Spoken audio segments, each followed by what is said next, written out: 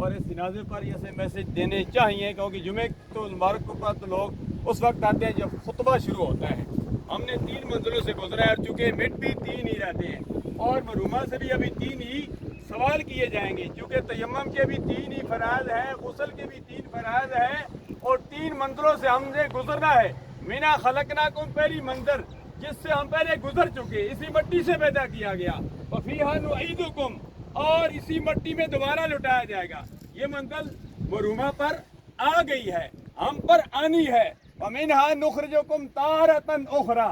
تیسری منزل ہمیں اسی مٹی سے قبر سے نکالا جائے گا۔ سب سے پہلے میرے اور آپ کے آقا انعامدار صلی اللہ علیہ وسلم حضرت عیسیٰ روح اللہ کے ساتھ حضرت صدیق اکبر عمر فاروق ساتھ ہوں گے، سرکار سب سے پہلے اٹھیں گے، عیسیٰ روح اللہ بھی آئیں گے، وہ بھی کلمہ پڑھیں گے لا الہ الا اللہ